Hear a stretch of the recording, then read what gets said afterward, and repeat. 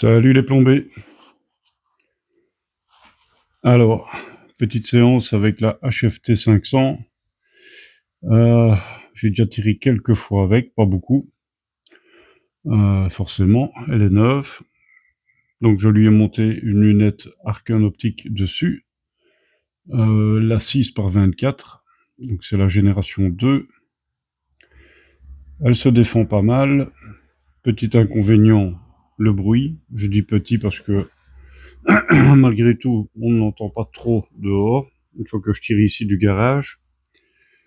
Sinon, je ne lui trouve pas réellement de défaut. Beaucoup de qualité. Construction magnifique. La crosse, comme vous le voyez et comme vous l'avez vu peut-être dans les images que j'ai postées, est magnifique. Elle n'a pas de sécurité, donc c'est un peu bizarre, mais c'est comme ça, il n'y a pas de sécurité dessus. Donc une fois que vous avez armé et que le plomb est engagé, vous devez le tirer parce qu'il n'y a aucune sécurité dessus. Donc ici, c'est les premiers tirs, comme l'indique le titre de la vidéo. Et pour les premiers tirs, on va tirer sur une cible BR25 qui est placée à 35 mètres. Je garde mes lunettes. Pourquoi ? Tout simplement parce que pour mettre le plomb à l'endroit où il doit se loger, c'est pas toujours évident. Alors je tire avec les plombs de chez JSB en 8,44 grains. Le calibre, bien entendu, c'est du 1.77. Premier tir. Je tire en épaulé. Cible du haut à gauche.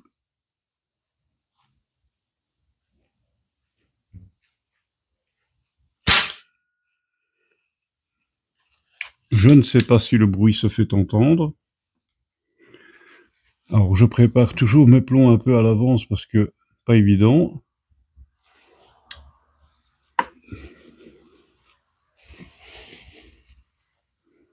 Deuxième cible.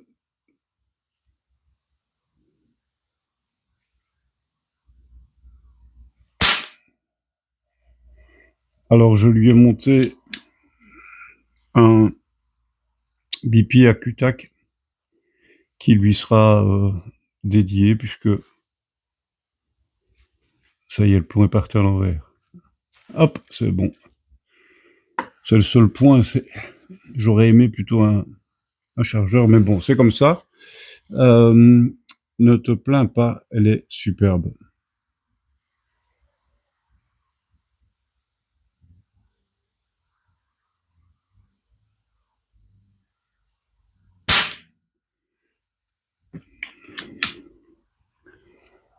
Quatrième plomb.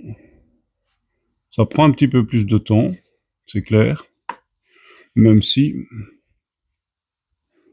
une fois qu'on aura la main,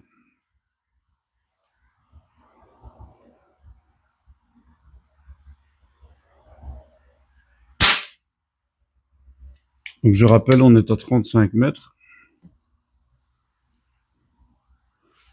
Elle fait, avec ces plombs-là, 15 joules. Je viens encore d'en mettre un à l'envers. Hein. Pas évident. Allez, hop, tourne-toi. Voilà, voilà.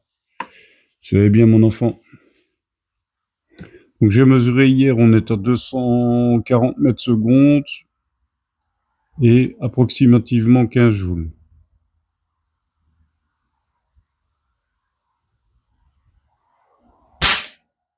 Ça c'est moi. La détente, on va dire, est en 2 temps. Je vais encore de le mettre à l'envers. Il va falloir que je trouve l'astuce. Hein. Donc elle est en 2 temps. Par contre, vous avez déjà vu, cette forme de petite boule là, c'est sympa. Pour tirer, c'est pas mal, franchement. Deuxième ligne, en bas à gauche.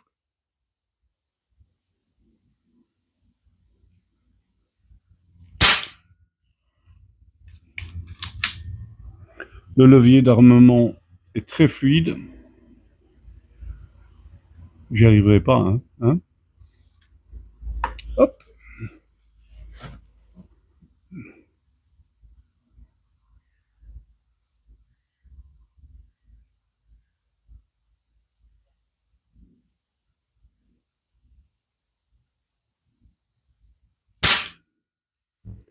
C'est moi.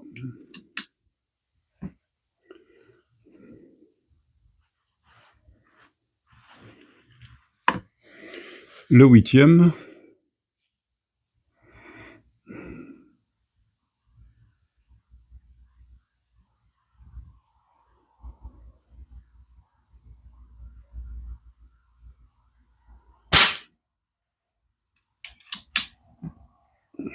Neuvième. Le temps de s'habituer, hein.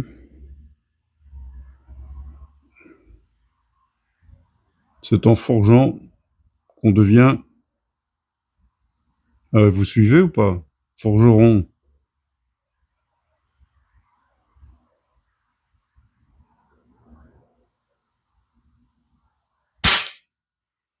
Je bouge.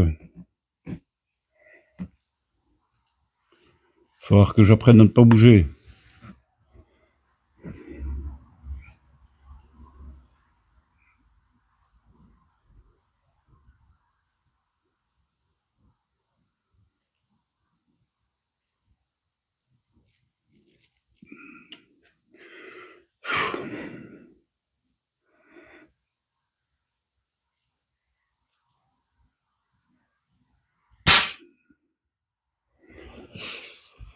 Voilà. Alors, c'est un canon Lothar Water. C'est un cylindre d'air inférieur de mémoire à 200 cc de mémoire. J'ai plus les chiffres en tête, j'ai pas pris la lecture complète. J'ai regardé dans le bouquin, il parlait de 200 bars. Généralement, il est marqué 190, enfin, certains disent que ce sont 90 bars. Et je regarde des chaînes anglaises, comme Martin On Air, qui lui préconise, ou en tout cas l'utilise à partir de 170 bars. Il est déconseillé de descendre en dessous de 110, voire 100 bars maximum. De toute façon, c'est pas mon but. Mon but, ça va pas être de tirer avec le réservoir 40 000 plombs. Quand elle est chargée complète, sur le site de Air Arm, il parle de plus ou moins 80-90 coups avec. J'ai déjà tiré quelques fois avec, je ne l'ai pas encore rempli. Je vais vérifier après pour voir, on ne sait jamais. Mais par contre, ce que je ferai, c'est la charger aussi à 170 bars, pour voir un petit peu, parce que c'est peut-être une question de régularité aussi. Voilà, la crosse est en noyer. Comme vous le voyez, il y a des incrustations dessus. On l'a bien en main. Elle est hyper ergonomique au niveau des mains. Comme je disais, la gâchette, c'est le top. Et vous avez l'appui-joue, qui est réglable en hauteur. Qu'est-ce que je peux vous dire d'autre? Il est possible de monter un modérateur de son dessus. Peut-être que je ferai l'acquisition. C'est un adaptateur qui doit venir dessus. Avant de mettre le modérateur, j'avoue que j'ai regardé des vidéos, ça gâche un peu tout. Et ici, tant que je ne dérange personne, ma foi, je trouve qu'esthétiquement, elle a un peu plus de gueule. Voilà, allez, c'était, on va pas dire la première partie, parce qu'il y en aura beaucoup à mon avis, avec cette Air Arm.